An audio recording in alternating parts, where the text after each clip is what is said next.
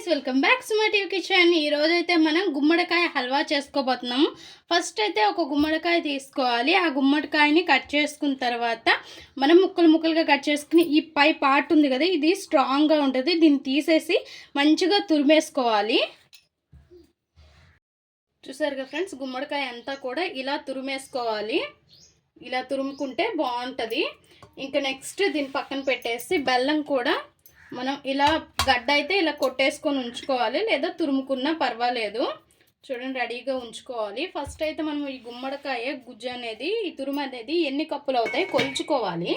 దీన్ని ఇప్పుడు పక్కన పెట్టేసి స్టవ్ పైన ఒక బాండ్లు పెట్టుకోండి. ఇక స్టవ్ పైన ఒక బాండ్లు పెట్టేసుకొని ఇందులో నెయ్యి వేసుకోవాలి. నెయ్యి వేసుకొని డ్రై ఫ్రూట్స్ ఏవి ఉంటే అవి ఫ్రై చేసుకొని పక్కకు తీసుకోండి ఫస్ట్. అండ్ ఈ గుమ్మడికాయ హల్వా అనేది మనం గుమ్మడికాయని ఏ రకంగా తీసుకున్నా చాలా మంచిది. పిల్లలకైతే గ్రోత్కి చాలా మంచిది. ఇప్పుడు ఇలా ఒక కప్పు తీసుకొని ఈ కప్పు నిండుగా ఇలా కొలుచుకోండి. ఎన్ని కప్పులు అవుతాయో చూసుకుందాం. ఫస్ట్ అయితే ఇప్పుడు డ్రై ఫ్రూట్స్ తీసేసాం కదా, ఇక్కడ అదే నెయ్యిలో మనం ఈ తురుముని వేసేసుకోవాలి. ఎన్ని కప్పులు అయితే అన్ని కప్పులు. ఒకటి కదా, 2, మంట సిమ్లో పెట్టేసుకోండి. 3, 4, దగ్గర 6 కప్పులు అయ్యేలా అయితే ఉంది. 5, కరెక్ట్గా 6 కప్పులు ఫ్రెండ్స్. చూడండి, కరెక్ట్గా 6 కప్పులు అయితే అయింది. ఈ 6 కప్పులకి మనకి కరెక్ట్గా బెల్లం అయితే 2 కప్పులు సరిపోద్ది. ఇంకొంచెం ఎక్స్ట్రా కావాలి, ఇంకా స్వీట్నెస్ కావాలి అనుకుంటే 2.5 బెల్లం అనేది తీసుకోవాలి అదే కప్పుతో.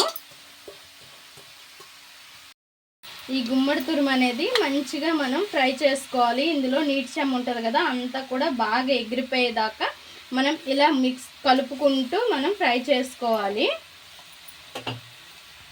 గుమ్మడికాయని మంచిగా కొద్దిసేపు బాగా ఫ్రై చేసుకున్నాం కదా, ఇప్పుడు నీటి చెమ్మంతా పోయినాక బెల్లం అనేది వేసుకోవాలి. నేను చెప్పాను కదా, కరెక్ట్గా మీకు కొంచెం తక్కువగా బెల్లం స్వీట్నెస్ కావాలి అనుకుంటే 2 కప్పులు అయితే సరిపోద్ది. లేదు అంటే ఇంకా కొంచెం స్వీట్నెస్ కావాలి అంటే 2.5 కప్పు వేసుకోండి, సరిపోద్ది. నేనైతే ఇక్కడ 2.5 కప్పు వేసాను.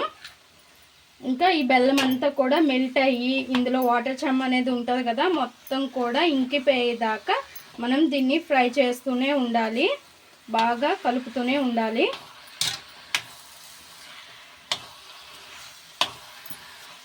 టేస్ట్ అయితే అమేజింగ్గా ఉంటుంది.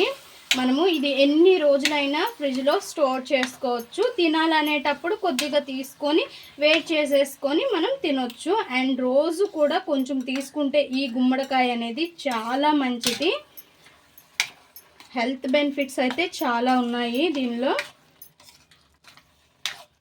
చూసారుగా, మనకి బెల్లం కరుగుతుంటే ఎలా వాటర్గా వచ్చేసిందో, ఇదంతా కూడా బాగా ఎంకిపోవాలి. చూసారుగా ఫ్రెండ్స్, కొద్దిగా దగ్గర పడింది కదా, ఇందాకలంతా వాటర్ చెమ్మ అయితే లేదు. ఇప్పుడు ఇలాచీ పౌడర్ అనేది వేసుకోవాలి, యాలకుల పౌడరు. అండ్ ఒక 3 టేబుల్ స్పూన్స్ వరకు అయితే మనకి నెయ్యి పడుతుంది. మధ్యలో నెయ్యి వేసుకుంటే చాలా బాగుంటుంది. నెయ్యి లేకపోయినా ఏం కాదు, అయితే వేసుకుంటే టేస్ట్ బాగుంటుంది. ఒక 3 టేబుల్ స్పూన్స్ వరకు అయితే నెయ్యి అనేది పడుతుంది. మధ్యలో వేసుకోవాలి దగ్గర పడుతున్న కొద్ది.